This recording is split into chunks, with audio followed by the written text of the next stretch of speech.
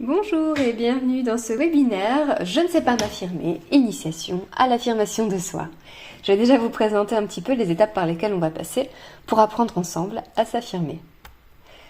On va commencer par le chapitre 1 qui est déjà la définition des termes. Après tout, c'est vrai que moi j'arrive avec mon webinaire affirmation de soi, mais au final on sait vite fait ce que c'est, mais est-ce que c'est pas la même chose que l'estime de soi, que la confiance en soi? Tout se ressemble un peu, non? C'est pas facile de s'y retrouver. Donc du coup, grâce à ce webinaire, vous saurez la différence entre chacun de ces termes. Le deuxième chapitre, c'est bien beau de savoir c'est quoi l'affirmation de soi, mais c'est encore mieux de savoir l'appliquer. On va donc pouvoir, avec ce chapitre-là, avoir vraiment le mode d'emploi de l'affirmation de soi afin que vous puissiez le pratiquer dans votre quotidien. Pour vous aider, le chapitre 3 vous permettra de le mettre en pratique directement. Donc en fait, on va faire un petit jeu ensemble, on va s'amuser à pratiquer l'affirmation de soi et là, il n'y aura plus aucun doute, vous serez expert en communication et vous saurez parfaitement vous affirmer à la fin de cet exercice. Le dernier chapitre, c'est la conclusion dans laquelle j'essaye de vous proposer des contenus assez imagés qui vous permettront de mieux vous rappeler de tout ce qui aura été dit pendant ce webinaire. Alors on y va pour la définition des termes. On va parler au départ de toutes les notions qu'on peut voir dans le développement personnel. Effectivement, c'est difficile de savoir la différence entre l'estime de soi, l'image de soi, la confiance en soi, l'affirmation de soi, l'acceptation de soi ou l'amour de soi. On s'y perd, il y a vraiment beaucoup de termes, mais alors c'est quoi la différence entre tout ça? Je pense que vous avez déjà quelques idées, et on va voir si vous avez les bonnes définitions. Donc voilà comment je vous propose de les définir. On va parler au départ d'estime, d'image, de confiance et d'affirmation. Et puis on va en parler en termes de très haute, très bonne et très mauvaise, sur des flèches en haut et en bas, pas plus compliqué que ça. On va commencer par l'estime. Alors d'après vous, c'est quoi avoir une bonne estime de soi? Bon, je vais pas vous laisser avec un silence trop long, je vais vous dire directement comment moi je le définis. L'estime de soi, c'est réussir à se dire « J'ai autant de valeur que quiconque. Je mérite d'être heureux ou d'être heureuse et d'être aimé. » On est donc au niveau de la valeur personnelle qu'on se donne à soi. Et effectivement, quelqu'un qui s'estime bien, qui a une bonne estime de lui ou une bonne estime d'elle, considère qu'il n'y a personne ni au-dessus ni en dessous de lui, que tout le monde est égaux au niveau des valeurs. On est tous à la même hauteur et il n'y a pas de différence. Et du coup, on se sent assez bien dans ses baskets pour considérer on mérite d'être heureux et on mérite d'être aimé. Du coup, qu'est-ce qu'on va mettre à la flèche du bas? Tout le contraire. On va plutôt penser j'ai moins de valeur que les autres, je ne mérite pas d'être heureux ou d'être heureuse et je ne mérite pas d'être aimée. Alors c'est vrai que c'est la plupart des personnes que je rencontre moi en séance vont plutôt se retrouver en bas de la flèche. Ils vont plutôt dire moi je me sous-estime beaucoup, j'ai l'impression que tout le monde est mieux que moi je suis nulle, j'ai que des mauvaises qualités, je comprends même pas pourquoi les gens m'aiment parce que je suis vraiment pas terrible. Le fait est que ça ne sera pas affiché sur ce PowerPoint, mais un manque d'estime de soi, ça veut vouloir dire aussi j'ai plus de valeur que les autres.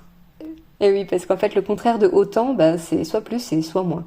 Effectivement, les personnes qui vont avoir tendance à se surestimer, qui pensent mériter plus que les autres d'être heureux ou d'être aimés, vont manquer d'estime d'eux-mêmes, vont avoir une très mauvaise estime d'eux-mêmes. C'est ce qu'on appelle la faille narcissique. Mais ça, je pense qu'on le verra dans un autre webinaire où on prendra le temps de parler des pervers narcissiques manipulateurs. Mais aujourd'hui, c'est pas le sujet. Donc, on continue sur les termes. On en vient à l'image. L'image de soi. Alors, c'est quoi avoir une bonne image de soi? Eh bien, c'est réussir à se dire « je me plais physiquement, je m'accepte avec mes défauts ». Alors, vous vous doutez bien qu'il y a très peu de personnes qui peuvent illustrer la perfection physique, voire pas du tout, parce que chacun ses goûts et chacun sa vision des choses. Donc forcément, nous avons tous des défauts sur notre corps qu'on apprécie plus ou moins. Quand on a une belle image de soi, on arrive à les accepter et on arrive à se plaire en se regardant dans le miroir. Quand on manque d'image de soi, c'est-à-dire quand on a une très mauvaise image de soi, on aura plutôt tendance à se focaliser sur ses défauts. Et au final, oui, on se dit, j'en viens à détester mon reflet. C'est très difficile pour les personnes qui ont une mauvaise image de soi de se voir telles qu'elles sont et de voir des belles qualités dans leur corps. Donc vous avez bien compris, hein, la différence entre l'estime et l'image, c'est le corps et l'esprit. Hein. Au niveau de l'image de soi, on est vraiment dans ce côté... oui, je n'aime pas la tête que j'ai, je me focalise uniquement sur, je sais pas moi, sur ma culotte de cheval, sur, tiens, j'ai un œil plus gros que l'autre et je vais voir plus que ça. Vous connaissez certainement ou vous faites certainement peut-être partie de ce genre de personnes qui détestent se voir en photo par exemple et qui vont avoir tendance à se cacher dès qu'il y a un appareil ou un smartphone qui sort de la poche et qui vont avoir beaucoup de mal aussi quand ils croiseront leur reflet dans une vitre bien nettoyée du centre-ville ou un miroir posé inopinément à un endroit. Donc, une mauvaise image de soi, c'est pas forcément se dire je suis moche, je suis grosse, je suis pas attirante. C'est aussi je me fixe uniquement sur ce qui va pas et je vois rien finalement qui va. Je vais pas me focaliser sur mes beaux yeux en amande ou sur mon beau popotin, hein, pourquoi pas. Non, je me focalise que sur ce qui ne va pas. À savoir, l'estime plus l'image correspond à l'acceptation de soi. En soi, c'est un petit peu logique. Hein. Si j'arrive à m'accepter entièrement, c'est mon corps et ma personnalité. Donc effectivement, une personne qui a une belle acceptation de soi a autant de valeur que quiconque et en plus se plaît bien. Et plutôt bien dans ses baskets. Alors que quand on a une très mauvaise acceptation de soi, c'est vraiment très très douloureux et c'est généralement dans ces moments-là qu'on décide de venir me voir. On en vient au terme de la confiance en soi. Alors celui-ci, j'ai l'impression que on en parle très très très fréquemment et j'ai beaucoup de personnes qui viennent me voir qui me disent moi, la raison pour laquelle je viens, c'est parce que je manque de confiance en moi et j'aimerais la retrouver, cette confiance en moi. Et puis finalement, quand on définit les termes, on se rend compte que pas du tout. Hein, ils ont une excellente confiance en eux, il n'y a aucun problème avec ça. C'est juste qu'ils se sont confondus les termes. Alors du coup, qu'est-ce que c'est la confiance en soi? Avoir une bonne confiance en soi, c'est réussir à se dire « je sens que je suis capable de quoi, peu importe, mais je sens que j'en suis capable. J'ai pas peur d'essayer et l'échec n'est qu'une opportunité pour apprendre. Donc j'ai pas peur, je me lance. Si j'échoue, j'échoue et c'est tout. J'apprendrai de mon échec et puis je rebondirai pour faire quelque chose de positif. C'est ça, avoir une belle confiance en soi. C'est se lancer, même si on ne sait pas du tout si on va y arriver ou pas. Du coup, manquer de confiance en soi, c'est réussir à se dire « je sens que je suis incapable de… » Mais j'essaye même pas. L'idée même d'échouer ou de me tromper, c'est juste intolérable. Je peux pas. Ça aussi, vous avez certainement déjà rencontré dans votre entourage des personnes qui manquent de confiance en elles, qui auront tendance à se dénigrer sur leurs capacités et au final, elles peuvent tout à fait y arriver quand même. Là, je repense par exemple au collège, à la tête de classe qui avait tendance à dire « Oh là là, j'ai vraiment raté mon examen aujourd'hui, je suis sûre que je vais avoir 5 sur 10, non 5 sur 10 ça va, 5 sur 20 et j'ai tout raté ». Alors effectivement, quand on est là, on se dit « Oh la pauvre, mince, elle a pas bien révisé, comment ça se passe ?» Et puis elle ressort de là avec un 19 sur 20. Et on se dit, non mais elle se fout de nous, quoi. C'est quoi cette histoire? Elle a dit qu'elle avait raté et elle a eu 19. Et ben ça, c'est une personne qui manque de confiance en elle. Donc il faut essayer de pas trop lui en vouloir, alors que nous, on a eu un petit 9. Mais c'est juste que la personne n'a pas confiance en ses capacités et se sent pas capable. Mais ça n'a rien à voir avec ses capacités réelles, au final. Alors, l'estime plus l'image plus la confiance correspond à l'amour de soi. Alors l'amour de soi, en réalité, il est très facile à définir par rapport aux autres, puisque c'est exactement la même chose que quand on ressent de l'amour pour quelqu'un d'autre, en fait. Si on reprend par exemple, alors là j'ai peur de me tromper, les vœux qu'on va dire lorsqu'on se marie. Généralement, en tout cas dans tous les films et toutes les séries télé américaines, on a le petit côté je te jure, fidélité, amour, dans la joie et la tristesse, dans la richesse et la pauvreté, qu'est-ce qu'ils disent d'autre, blablabla, jusqu'à ce que la mort nous sépare. Et ben, c'est un petit peu ça l'amour de soi. On se jure fidélité, alors attention, hein, on se jure pas abstinence, hein, c'est pas ça.